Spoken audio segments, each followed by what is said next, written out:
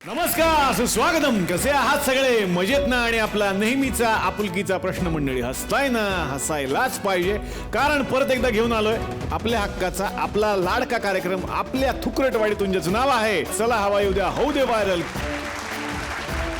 तर मंडळी, कालच्याच भागात आपण पाहिलं की झी मराठीची एक नवी कोरी कलाकृती नटसम्राट या कलाकृतीतले सगळे पाहुणे आलेले होते. आणि तुम्हाला तर माहितीच आहे, या आठवड्यामध्ये आपण झी मराठी नाट्य महोत्सव साजरा करीत आहोत. तेव्हा आजच्या भागात सुद्धा एक नवी कोरी नाट्य कलाकृती पुन्हा एकदा झी मराठीनं रंगमंचावरती आणलेली आहे. तर मंडळी, सगळ्यांनाच उत्सुकता आहे झी मराठीच्या या नव्या नाटकाची. या नाटकाचं नाव आहे आरण्यक. 44 वर्षांपूर्वी रंगभूमी गाजवलेलं हे नाटक पुन्हा एकदा प्रेक्षकांच्या भेटीला आलेलं आहे. आणि याच नाटकाच्या निमित्तानं या नाटकाची संपूर्ण टीम आज थुकरटवाडीमध्ये आलेली आहे. अतिशय मनापासून जोरदार टाळ्यांनी आपण स्वागत करूयात ज्येष्ठ अभिनेते दिलीप प्रभावळकर यांचं. जोरदार टाळ्या ज्येष्ठ अभिनेत्री प्रतिभा मतकरी यांच्यासाठी. जोरदार टाळ्या या नाटकाचे लेखक आणि दिग्दर्शक रत्नाकर मतकरी सर. जोरदार टाळ्या. जोरदार टाळ्या ज्येष्ठ अभिनेते रवी पटवर्धन सरांसाठी. जोरदार टाळ्या अभिनेत्री मीनल परांजपे यांच्यासाठी. आणि जोरदार टाळ्या निर्माते राहुल भंडारे यांच्यासाठी. मंडळी, इकडे एक सिनियर पिढी बसलेली आहे ज्यांच्याकडे बघून खरं तर सगळे शिकतात, आणि जे यांच्याकडे बघून शिकतात ते आम्ही सगळे या बाजूला बसलोय. आणि एक नवा सिनेमा ते आपल्यासाठी घेऊन आलेले आहेत. जोरदार टाळ्या झाल्या पाहिजेत माझ्या बायकोचा प्रियकर या चित्रपटाच्या संपूर्ण टीमसाठी. जोरदार टाळ्या अभिनेता प्रियदर्शन जाधव साठी. जोरदार टाळ्या अभिनेत्री भाग्यश्री मोटेसाठी झाल्या पाहिजेत. जोरदार टाळ्या अभिनेता अनिकेत विश्वासराव साठी. आणि जोरदार टाळ्या अभिनेता अंशुमन विचारेसाठी. सुरुवात करूयात अरण्यक पासून. दिलीप प्रभावळकर सरांनी आतापर्यंत अनेक भूमिका रंगभूमीवर रंगवलेल्या आहेत, त्या जिवंत केलेल्या आहेत, आणि अशीच एक अनोखी व्यक्तिरेखा या नाटकात तुम्हाला करायला मिळते. सर, काय सांगा? याच्यात वैशिष्ट्य असं आहे की हे नाटक 44 वर्षांपूर्वी आम्ही केलेलं होतं. वा. 1974 साली केलं होतं. आणि त्या नाटकात काम करणारे आम्ही तिघेजण या नाटकात पण काम करतोय. रवी पटवर्धन, प्रतिभा मतकरी आणि मी. लेखक दिग्दर्शक रत्नाकर मतकरी हे आहेतच. महाभारतावरच्या कुरुक्षेत्रामध्ये जी लढाई होती मोठी, म्हणजे मोठं महायुद्ध जे होतं, ते महायुद्ध घडून गेल्यानंतरचा हा काळ आहे. आणि थोडासा त्याच्याबद्दल माहिती नसलेला हा काळ आहे. त्याच्यावर अतिशय सुंदर रत्नाकर मतकरींनी लिहिलेलं आहे. आणि संपूर्ण नाटक हे पद्यबंधातलं आहे, ब्लँक वर्स किंवा मुक्तछंदातलं नाटक आहे. त्या संबंध नाटकाला एक लय आहे. तर या महाभारताच्या या वानप्रस्थाश्रम या कालखंडामधलं हे नाटक आहे. धृतराष्ट्र, गांधारी, विदुर, कुंती अशी ही पात्रं आहेत, मुख्य त्यातली पात्रं. मी विदुर करतोय, गांधारी प्रतिभा मतकरी, धृतराष्ट्र रवी पटवर्धन आणि मिनल परांजपे कुंती अशी 4 प्रमुख पात्र आहेत. वा वा.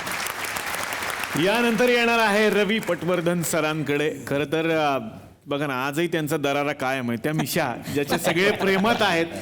आणि दूरदर्शन संच मला वाटतं जसा आपल्या घरात आला असेल तशी एक व्यक्ती आपल्या समोर आहे, रवी सर. खरं तर आज आम्हाला अभिमान वाटतोय की आणि आम्ही भाग्यवान आहोत की आमच्या मंचावरती आज तुम्ही आलात. काय सांगाल तुमच्या या व्यक्तिरेखेबद्दल आणि या एकूण अनुभवाबद्दल?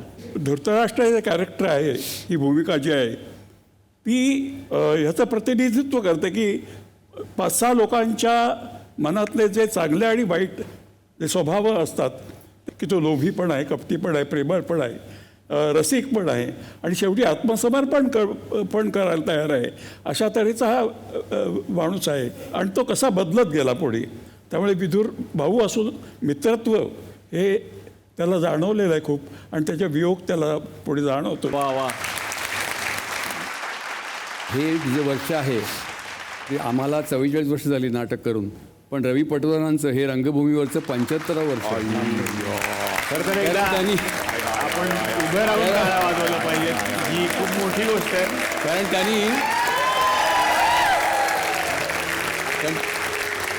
त्यांनी पहिल्यांदा जेव्हा पदार्पण केलं स्टेजवर रंगभूमीवर तेव्हा तो बालनट होता. मी त्याला अरे तुला म्हणतो माझे सिनियर बरेच सिनियर आहेत ते. त्याबद्दल 2-4 वाक्य सांगतो. बोला. की 44 साली शतक महोत्सवी नाट्य महोत्सव झाला होता मुंबई मराठी साहित्य संघातर्फे. त्यात 13 नाटकांचा महोत्सव होता. बालगंधर्व अध्यक्ष होते, आचार्य अत्रे स्वागताध्यक्ष होते. त्या नाट्य महोत्सवात मी प्रथम काम केलं आणि त्याचे पत्र वगैरे आहेत माझ्याकडे. त्याच्यानंतर आता 75 वर्ष झाली. कधी कधी तुम्हाला सहकलाकार त्याच्या नकळत तुम्हाला काही थोडासा धीर देतो, दिलासा देतो. तसं रवीच्या बाबतीत मला वाटतो. त्या धृतराष्ट्र बघून त्याला तो शेजारी असला माझा तो नाटकातला सावत्र भाऊ आहे. म्हणजे सावत्र भाऊपेक्षा सावरता भाऊ आहे असं. वा वा. आज दिलीप काका इथे बसलेले आहेत आणि दिलीप काका खरं तर विनोद तुम्हाला फार आवडतो आम्हाला माहिती आहे. आणि आम्ही तुमच्याकडे बघून खूप शिकतो. विनोद कसा करावा किंवा त्याच्या आसपास थोडंफार का होईना आपल्याला जाता येईल का. आमच्याही थुकरटवाडीमध्ये खूप कलाकार भरलेले आहेत. विनोदी आहेत की नाही माहीत नाही, त्यांना बघून लोक हसतात. तर ते आता तुमच्यासमोर येणार आहेत आपली कला सादर करण्यासाठी. आमच्यासुद्धा थुकरटवाडीत एक आबा टिपरे आहेत आणि तुम्हाला माहिती आहे का त्यांचा आज वाढदिवस आहे. आणि त्या आबा टिपरेंच्या वाढदिवसासाठी त्यांचे बरेचसे मित्र पण आज येत आहेत. तर या वाढदिवसात माझी विनंती आहे की तुम्ही पण सहभागी व्हा आणि बघूयात ते मित्र कोण आहेत आणि वाढदिवस कसा साजरा होतोय. या कार्यक्रमासाठी मी सगळ्यांना विनंती करेन की कृपया आपण समोर स्थानापन्न व्हा. जोरदार टाळ्या.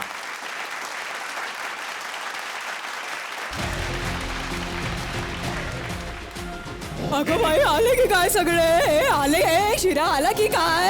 हे बघा प्लीज, जास्त आता उशीर करू नका तुम्ही, कारण माझ्या एकटीवर येऊन पडतं हे सगळं. शेवटी मदतीला माझं कोणी नसतं, तुम्हाला सुद्धा माहिती आहे. प्रत्येक वेळेला ह्याला काही अर्थ नाहीये. हा, केवढी ती धांदल एकाच दिवशी. नमस्कार, मी धांदल टिपरे. अगं देवा, काय बोलतेय? श्यामल टिपरे, मला ओळखलंच असेल ना, मी श्यामला. हां, तर नमस्कार. त्याचं झालंय काय की आज आमच्या आबांचा 91वा वाढदिवस आहे आणि त्या निमित्तानं मी छोटेखानी एक कार्यक्रम घरात ठेवलाय. म्हटलं येऊ दे त्यांच्या सगळ्या मित्रांना, त्या आज येणार आहेत म्हणून. अरे देवा, शिऱ्याचा केक कधी येणार आहे देवाला माहिती. शिऱ्याचा केक केलाय?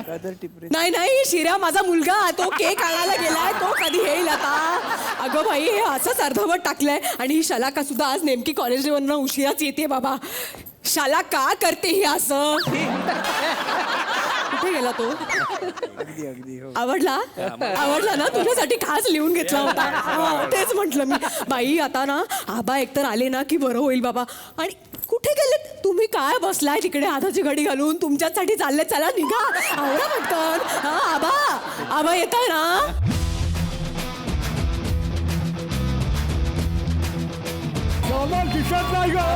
आबा पायरी, आबा खाली, इथे पायरी आहे खाली.